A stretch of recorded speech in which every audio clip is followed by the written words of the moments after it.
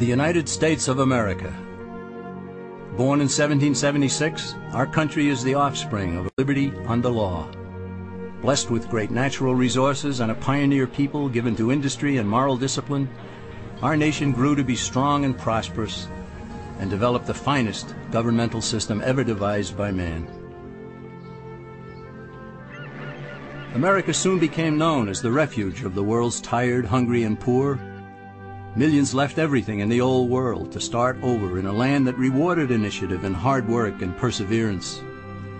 The many millions who didn't come here found comfort and hope in knowing that indeed there was such a bastion of freedom and opportunity, a place where dreams could become reality.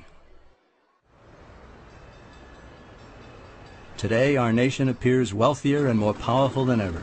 New technologies have revolutionized our daily lives. Luxuries once enjoyed only by the rich are commonplace and very affordable.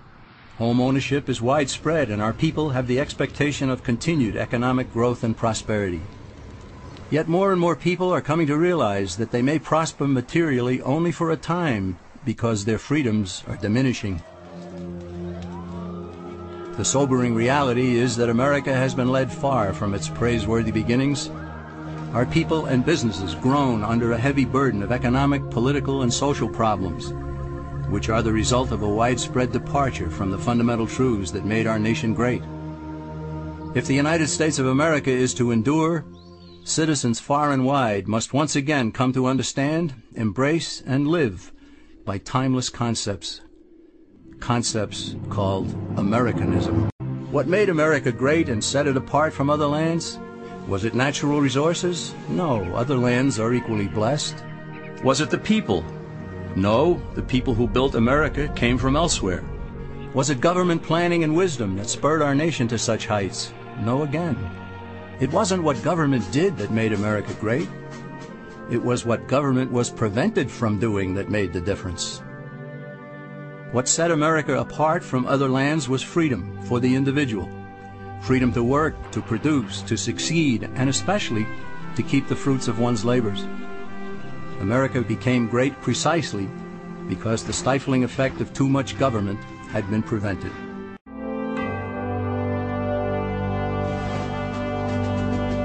When our founding fathers decided they'd had enough of British oppression, they broke away and declared independence. They stated as self-evident truth in the Declaration of Independence that men are endowed by their Creator with certain unalienable rights.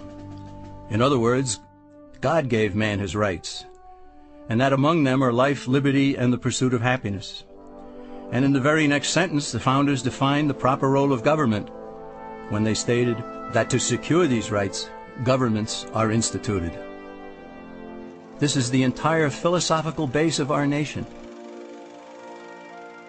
Here the government cannot legitimately redistribute the wealth, assume power over the people's lives, and dominate man's existence with oppressive taxation, regulations, and controls. According to the founders, government was to be a negative force, which leaves people alone. Its sole function is to protect citizens from one another and from foreign governments, and especially from their own government itself. The founders did not create a government to be a positive force, to do things for people, to take from some, to give to others. They understood that when a government starts doing something for one citizen, it has to take from another to do so.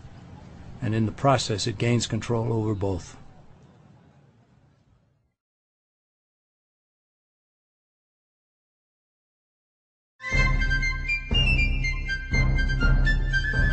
Britain's rulers didn't accept the Declaration of Independence, so our forefathers had to fight a war to make it stick.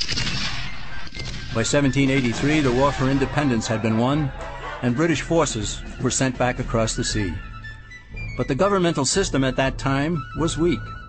It had no power to settle disputes between the states, nor the power to tax for proper needs, such as national defense.